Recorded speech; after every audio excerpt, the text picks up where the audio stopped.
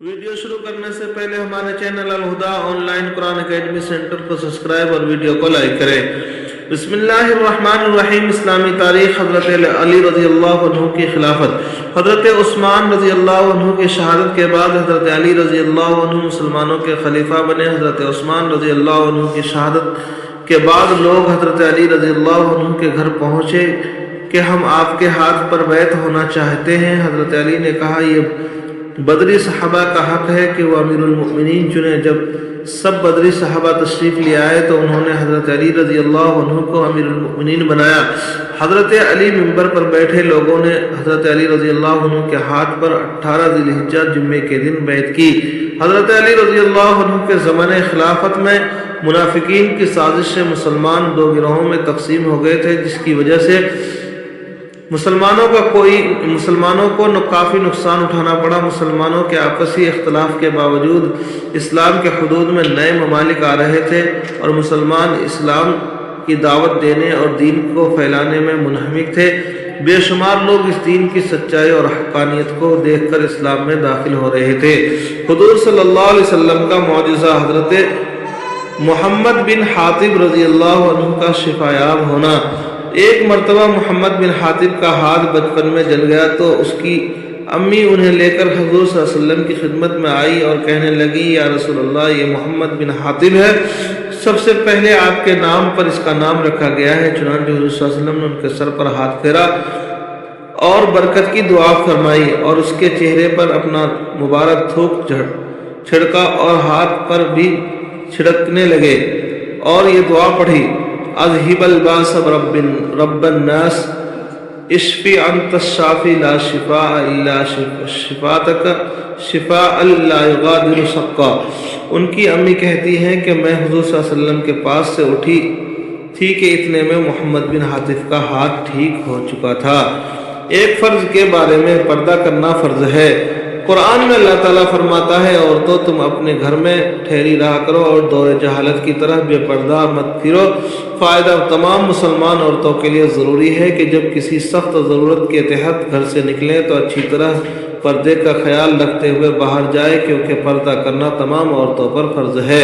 एक सुन्नत के बारे में सोकर उठने की दुआ। हज़रत हुज़ैफ़ा रज़ियल्लाहु अन्हु फरमाते हैं, जब रसूलुल्लाह सल्लल्लाहु अलैहि वसल्लम सोकर उठते तो ये दुआ पढ़ते, अल्हम्दुलिल्लाहिल्लज़ी अहयाना बअदमा अमातना व इलैहिन नुशूर। तमाम तारीफ़ें उस अल्लाह के लिए हैं जिसने हमें मौत देने के बाद ज़िंदगी दी और इसी की तरफ सबको जाना है। एक अहम अमल की फजीलत इल्म दीन के लिए सफ़र करना। रसूलुल्लाह सल्लल्लाहु अलैहि वसल्लम ने फरमाया, जो शख्स इल्म दीन हासिल करने के लिए सफ़र करेगा तो अल्लाह ताला उसके लिए जन्नत का रास्ता आसान कर देंगे। एक गुनाह के बारे में, यतीमों का माल मत खाओ। कुरान में अल्लाह ताला फरमाता है, यतीमों के माल उनको देते रहा करो और पाक माल को नापाक माल से ना बदलो और उनका माल अपने मालों के साथ मिलाकर मत खाओ। ऐसा करना यकीनन बहुत बड़ा गुनाह है। दुनिया के बारे में, नाफरमानों के लिए माल व दौलत को न देखना।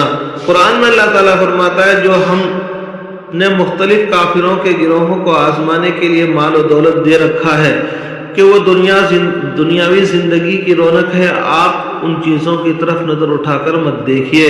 फ़ायदा, नाफरमानों को जो माल व दौलत मिलती है उसको ताज्जुब और ललचाई हुई निगाह से नहीं देखना चाहिए, क्योंकि वो उनके लिए आजमाइश का जरिया है। आखिरत के बारे में, जहन्नम से ईमान वालों को निकाला जाएगा। रसूलुल्लाह सल्लल्लाहु अलैहि वसल्लम ने फरमाया, जब ईमान वालों के बारे में जहन्नम से छुटकारे का फैसला हो जाएगा तो उन्हें पुलसिरात से गुजारा जाएगा जो जहन्नम और जन्नत के दरमियान होगा। तो उस पर उनके दरमियान जो कुछ आपस में एक दूसरे जुल्म व सितम हुए होंगे उनका एक दूसरे से बदला दिलवाकर पाक कर दिया जाएगा और फिर उन्हें जन्नत में दाखिला की इजाज़त होगी।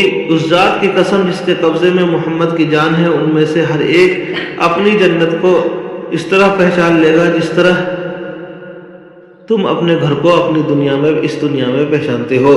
طب نبوی سے علاج، عرق النساء کا علاج۔ حضرت انس رضی اللہ عنہ فرماتے ہیں کہ میں نے رسول اللہ صلی اللہ علیہ وسلم کو فرماتے ہوئے سنا کہ عرق النساء کا علاج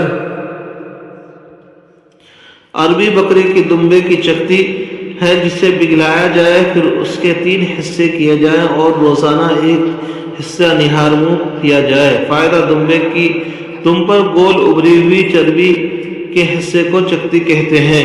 نبی کریم صلی اللہ علیہ وسلم کی نصیحت۔ رسول اللہ صلی اللہ علیہ وسلم نے فرمایا جس کا کوئی بچہ پیدا ہو تو اس کا اچھا نام رکھے اور اس کی اچھی تربیت کرے، پھر جب وہ بالغ ہو جائے تو اس کا نکاح کرے۔ اگر بالغ ہونے کے بعد بھی اس کا نکاح نہیں کیا اور وہ گناہ میں مبتلا ہو گیا تو اس کا گناہ اس کے باپ پر ہوگا۔ اللہ تبارک و تعالی عمل کرنے کی توفیق نصیب فرمائے۔ چینل کو سبسکرائب اور ویڈیو کو لائک کریں۔